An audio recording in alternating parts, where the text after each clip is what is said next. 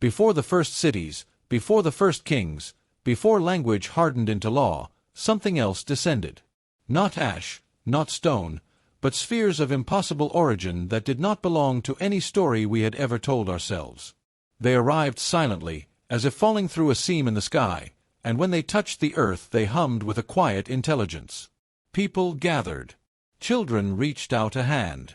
An old woman laughed, then felt the hair rise on her arms as the surface of the sphere breathed a slow, living light. They were not debris. They were not mere metal. They were seeds of the stars. At first we named them by what we feared: anomalies, objects, threats. Scientists called for tests. Governments asked for containment. But the first moments were simple and human, a circle of strangers pressing palm to polished skin, seeing flashes of color behind their eyelids, hearing music that was not music but memory. The spheres pulsed, and in the pulse the world tilted. Colors braided together, geometry deepened into meaning, and for an instant every mind in that ring felt a strand of something ancient stir inside them. Within us lies a sleeping memory. 12 forgotten strands, said the old myths no one could interpret, an archive bound to light. The sphere whispered. We watched it draw spirals that were not mathematical but remembered, 12 bands of light weaving into patterns like DNA made visible. Each band a different tone, each tone an invitation. Those who touched the sphere saw personal visions, landscapes they had never walked, voices of ancestors who had never existed, equations that resolved into feelings rather than proofs. People who were in the ring experienced the activation differently. Some wept for no reason. Some laughed. Some fell silent and knew, with the sudden clarity of someone who has found a lost name, that they were not wholly what they had been told. Colors became richer and sound acquired new texture. Subtle synesthesia flared, the taste of cedar when a low blue note struck, a warmth at the sternum when a violet filament braided with a green one.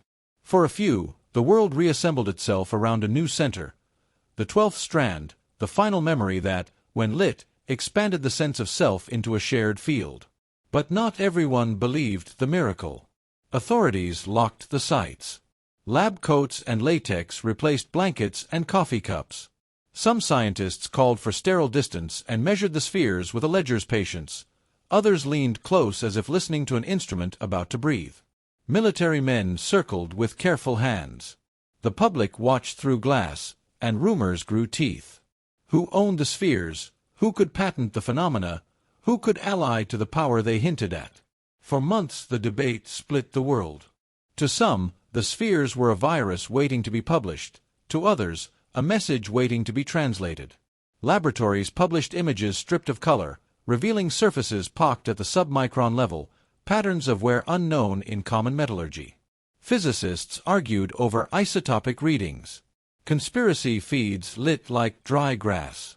A chorus of voices declared the phenomenon a hazard. A quieter chorus insisted the spheres were a key to something larger. In the middle of it all, small circles of people formed around the objects, unregulated by policy or protocol. They meditated, not to heal but to listen. They sang low hymns, pressed palms into the skin, and recorded the textures that passed through them. In the privacy of those circles, the spheres did not behave like objects. They behaved like mirrors and like doors. A mother told of seeing herself as a child again, then older than her years, standing beneath a tree that was not any tree she knew. A veteran found himself remembering the pattern of roots under soil he had never touched. A boy dreamed of his throat unburdened of fear. The authorities responded with instruments and interrogation rather than wonder. Police cordons became theater. Labs ran test after test.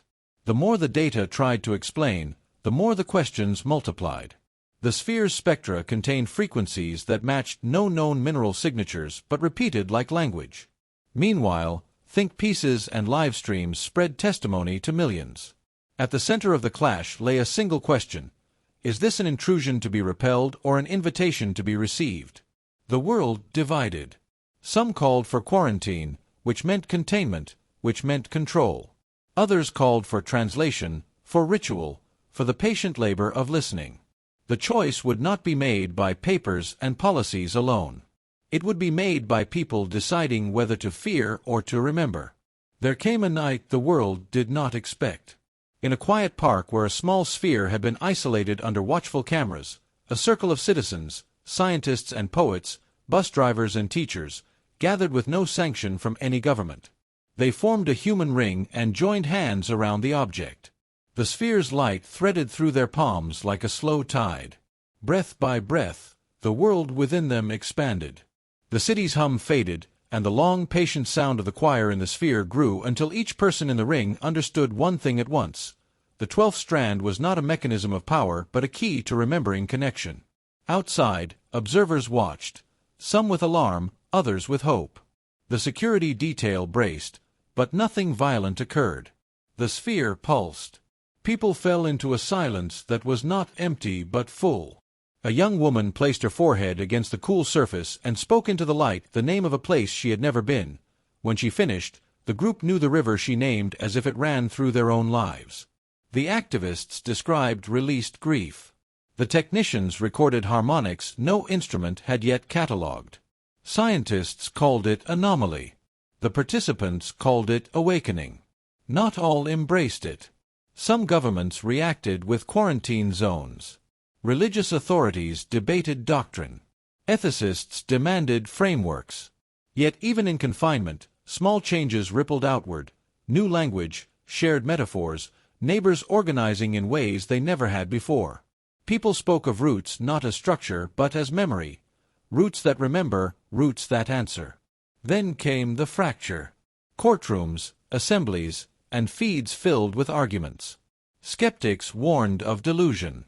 Investors pitched patents. Communities built open rituals of consent around the spheres. The choice presented itself as a test: containment under law or communion under trust. In places where the rituals prevailed, the phenomenon deepened. Strangers became allies, grief turned communal, and voices carried with a harmony that defied division. Laboratories that approached with humility rather than hunger began to map the limits. These objects altered perception but did not rewrite genomes. Wonder rooted itself in discipline. And then, as suddenly as they had come, the spheres withdrew. One vanished into starlight at dawn. Another dissolved into motes that drifted like dust across rooftops. The rest dimmed and fell quiet. Where they had been, people left offerings, feathers, folded notes, pressed flowers, gifts of gratitude and unanswered questions. What remained was not a treasure to be hoarded, but a question to be lived. Not everything that descends from the stars comes to unmake us. Not all that arrives seeks to dominate or to claim. Some things arrive as riddles, as mirrors in which we find ourselves reflected differently. Some gifts demand no transaction. They ask only that we listen more deeply and act with clearer intentions.